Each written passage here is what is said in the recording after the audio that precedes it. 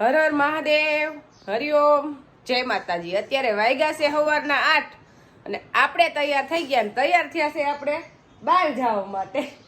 એટલે બહાર તો ક્યાં જવાનું છે?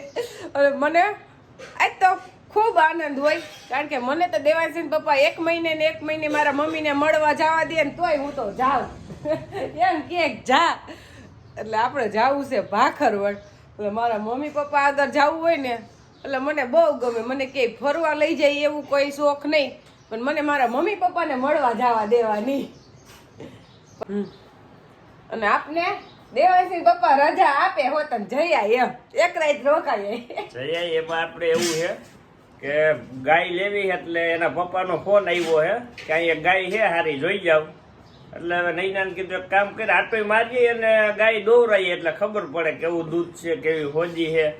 તે પછી આપણે પાછા જાવું। આપણે 2 દી પછી આમ તો ચટણી લઈને જવાનું જ છે, એટલે બે ભેગું થઈ જાય। લગભગ પરમદી જ મેળ આવી જાય। એટલે ને ગા દોવા તો મારે જ જવું પડે, કારણ કે દેવાંશી પપ્પા હજી આખી ગાય દોઈ શકતા નથી, દોવે પણ જરા કમથી। એટલે મારે દોવરાવા જવું જ પડશે, એટલે હું દોવા જ જઈશ। એટલે આપણે ખુદ હાથે દોઈને જ લેવાની છે આ વખતે ગાય। કોઈના વિશ્વાસે દેવાંશી પપ્પા કે નથી લે। આપણે દેવાંશભાઈ હુતા છે રાતના 1 વાગે। આજે આપણે 12 વાગ્યાની શિવજીની આરતી કરી પછી હુતા છે। 12 વાગે ભાંગ ચડાવી ને આરતી કરી, એટલે ભાઈને તો મજા આવી એટલે 1 વાગી ગયો। અને 1 વાગે હુતો ને પાછો 3 વાગે કે મારે બા આગળ જવું, એટલે આ બાનો જ દીકરો છે। પછી બા ભેગો હુતો, બાએ હિચકાવ્યો ત્યારે હુતો। અને એક દિવસ આટલું આને આપણે હેરાન કરવા નથી લઈ જવાનું। કાલે સવારે તો પાછી હું નીકળી જવાની છું। હા, જુનાગઢની ટ્રાફિક, કારણ કે શિવરાત્રીનો મેળો કાલે પૂરો થયો ને, ટ્રાફિક તો બહુ જ છે અહીંયા। બસ સ્ટોપે પહોંચવા કલાક થઈ ગયા છે।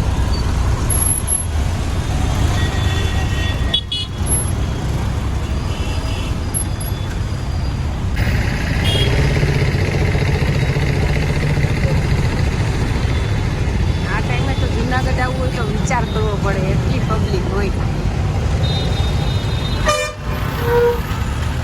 સવારના 8 વાગ્યાની બરોડિયાથી નીકળી એટલે હાંજના 4 વાગે ભાખરડ પીગી। આપણે દેવાંશી રૂહીને નાસ્તો દેવાનું પહેલાં બહુ નક્કી નહોતું કીધું। એને પપ્પા ગાડી લઈને આવશે ને ત્યારે દઈ આવશે ચટણી દેવા નીકળવાની ત્યારે। તો એને પપ્પા કહેવા અત્યારે તું જ લેતી જા, ને તું જ દઈ આવી ને મળવા દે તો મળતી આવી। એટલે આપણે થોડીક રિક્વેસ્ટ કરી એની ઓફિસમાં, એટલે આપણે દેવાંશી રૂહીને 5 મિનિટ આપણે વાત કરવા દીધી, એટલે સારું થયું। એટલે આપણે 5 મિનિટ દેવાંશીને રૂહી હારે મળી આવી। પણ જુનાગઢમાં પગ મૂકવાની જગ્યા નહીં। શિવરાત્રિના સમયમાં જુનાગઢમાં અવાય નહીં, કોઈ પણ બસું કે કાંઈ પણ મળે જ નહીં જલ્દી આપણે માળિયા પહોંચવામાં।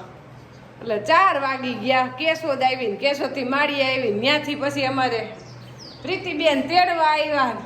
મારે પ્રીતિબેનને તો તેડવા આવવાનું જ કામ, ફોન કરી એટલે આ આવી જાય। હજી તો હું માળિયાથી કેટલી સેટી હતી ત્યાં મેં કરી દીધો, બેન હવે હું હાવ થઈ ગઈશ, તું આવીને અગાઉ ઊભી રહેજે। એટલે એ બિસાડી ઊભી રહી ગઈ, એટલે સીધા ત્યાંથી ગાડી લઈને અમે નીકળી ગયા। અને આવીને આપણે 1 કલાક આરામ કરી લીધો। અત્યારે 5:30 થયા। જમીન મમ્મીએ જમવા દઈ દીધું, કારણ કે સવારના આપણે એમને હતા સોડા પીધી ખાલી થમ્સઅપ કારણ કે કાંઈ જમ્યું નહોતું। ઘરે આવી નિરાતે મારા મમ્મીએ જમાડી આરામ કર્યો, એટલે હવે કાંઈ વાંધો નથી, આમ કંઈક રેડી લાગે છે। નકર ભાખરવડ તો મને મુંબઈ જેવું લાગ્યું એ પહેલી વાર જુનાગઢથી તેડી જાત તો થાત તું જુનાગઢ આવ્યો હતો।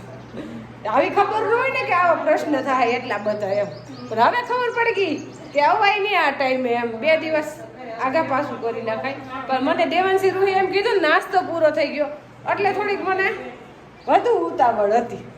આપણે પ્રીતિબેને આપણા માટે ભેળ બનાવી છે, અને આ ભેળ અમારા ભાખરવડની ભેળ છે, એટલે વઘારેલા મમરા વગરની। કારણ કે અમે અહીંયા આવીને ત્યારે બધા રોંઢે કંઈક નાસ્તો કરવાનું જોઈએ, આવી રીતે કંઈક બનાવીને જ ખાય। ત્યાં તો આપણે કેવું ન પડે, પ્રીતિબેને ભેળ તૈયાર કરી રાખી। આપણે આરામ કરીને ઉઠ્યા ને ત્યાં, એટલે ભાખરવડની તો મજા કંઈક અલગ જ હોય, આપણી પાસે ટાઈમ ન હોય રોકાવાનો। હું તો રોકાઈ જાય, મારો દીકરો બિસાડો ત્યાં હશે તો થાય લગભગ એને પપ્પાએ કાંઈ લઈ આવે છે, પછી કાંઈ અમારો સેટિંગ નથી। હાલો ભેળમાં હું નાખ્યું છે એ કહી દો। બસ મસ્ત આ ભેળ બહુ સ્વાદ વાળી લાગે ને સારી લાગે. હવે જલ્દી દઈ દે ખાવા એટલે હું ખાઈ લઉં. હા હવે અમે બે મા દીકરી આનંદની વાતો કરીશી કારણ કે આપણે મા દીકરી ભેગા છે ને એટલે સુખ દુઃખ ની વાતો કરે પણ આપણે હારે કઈ દુઃખ તો છે જ નહીં સુખ જ છે એટલે સુખ ની જ વાતો કરવાની હોય. માવતર આવે ને એટલે દુઃખ હોય એટલે દુઃખ ની બિસાડી દીકરીઓ હોય એ મા પાસે જ વરાળ કાઢે કે ને કે આપણે તો એ કઈ પ્રશ્ન તો છે નહીં કારણ કે રોજ મારી મમ્મી જોવે જ છે હું કરું એટલે મારી મમ્મી ની કઈ ઉપાધિ છે જ નહીં કારણ કે ફોન માં વાત જલ્દી ન કરે એ જોઈ લે વિડીયો આપણો કે મારી દીકરી શું કરે છે ખબર છે લેરમાં જ છે. વિડિયો જોતા એટલે કાઈ ખબર જ હોય મજા જ કરે છે, કઈ વાંધો જ નથી. કઈ વાત જ નથી કઈ દુઃખ જ નથી. અને જો કે અત્યારની સમયમાં તો કોઈ છોકરીઓને દુઃખ છે જ નહીં. દુઃખ તો બિસાડા પેલીના ગઈઢા વેઠી વેઠીને વયા ગયા હવે તો સુખ જ છે પણ મનથી માને તો કેમ મમ્મી કારણ કે મારી મમ્મી રાજકોટ સિટીના છે એને કોઈ દી દુજાણું નહોતું જોયું વાહેંદું કરવાનું કઈ પણ કામ નહોતું કર્યું અને અહીંયા અમારો પરિવાર અમારા પપ્પાની 4 ભાઈઓ છે મોટો પરિવાર અમે 40 જણા બધા ભેગા થઈ તો એટલાનું કામ કરવાનું હતું અને વાહેંદા ભેહું દોતા ને બધું શીખી ગયા તોય એને દુઃખ નહોતું આવ્યું. 10 ભેહું દોઈ લેતા એ કઈ છે. હા ગમે એટલી ભેહું હોય ને એટલે દોઈ લેતા. હવે તો આ ડાયાબિટીસ ને ગાંડાબિટીસ ને એટલે હવે ન દોઈ શકે તોય હજી 2 દોઈ લ્યો કા ભેહું દોવા દે એટલે 2 દોઈ લે. હવે તો આ કામ જો ને એટલે મારી મમ્મી ને વોકિંગ માં જવું પડે છે. હમણાં જો અત્યારે કે હવે મારે હાલવા જવું છે હવે મારે હાલવા જવું છે થોડીક વાર મારી પાસે બેહો હું પાછી કાઢી જાય પછી હાલવા જાજો તો કે હમણાં જવાનું નથી એટલે એને બીપી ડાયાબિટીસ ને એ હાલે તો કંટ્રોલમાં રહેવા. 2 બેનું કામ કરવા વાળું છે એટલે કાંઈ કામની ઉપાધિ ન હોય હાલવાની જ ઉપાધિ હોય. હવે તમે જઈ આવો અમે મારે પાછું ગા દોવાનું તમે હાલી આવો ગા દોવા.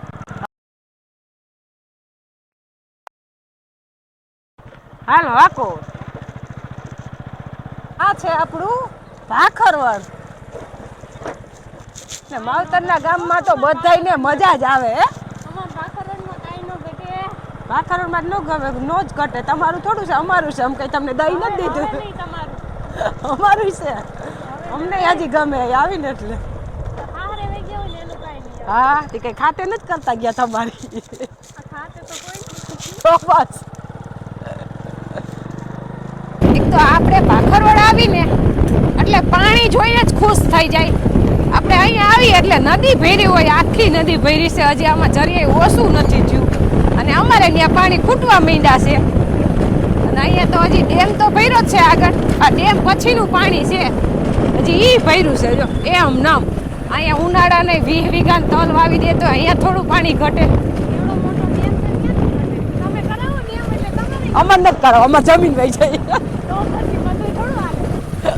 અમારા એરિયામાં કઈ પાણી સંગ્રહ કરે એવું નથી ને એટલે નથી પાણી. અહીંયા ડેમ બનાવ્યો એ વાત સાચી ડેમ બનાવ્યો તો જમીન વગરના થઈ ગયા ને બધાય એટલે પાણી નથી અમને પોહાય પણ જમીન વગરનું અમારે નથી થાવ.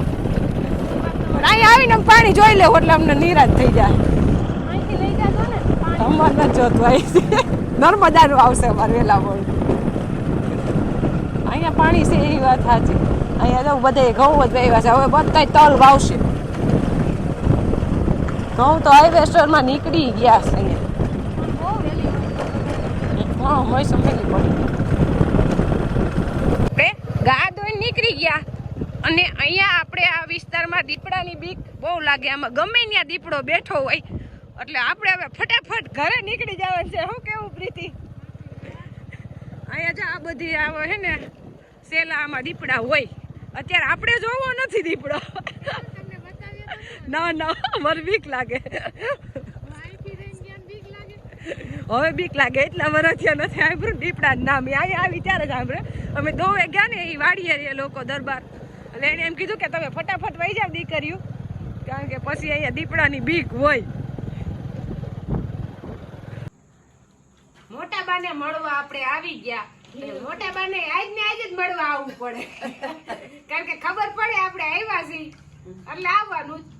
અહીંયા આવીને એટલે અમારે તો આખો દિવસ બે ઘરે આવક જાવક ચાલુ જ હોય કા મોટા બા હા, હો. મોટા બા ગમે ઈ શાક બનાવે ને ઈ ઓલા ઘરે મોકલે. બીજી વસ્તુ નવીન તો અલગ જ વાત છે, પણ અમારે શાક એકબીજાથી ઘરે આવક જાવક થાય હા. કે અહીંયા કેનું શાક બનાવ્યું છે, ફોન કરે કે વાહ શેનું શાક બનાવ્યું છે. ઈ પાછા અમારે મીઠ ને શ્રેયા હોય એટલે લઈ જાય એકબીજાને ઘરે.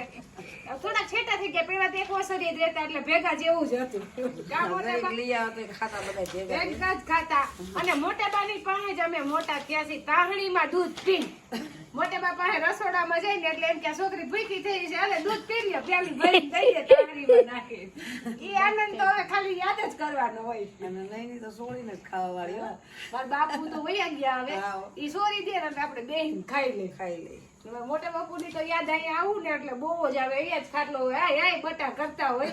પણ હવે તો કોઈ ત્યાં તો કોઈનું હાલે નહીં, ખોટામાં બેહી ગયા. પોતે સડી ગયા બે. હા.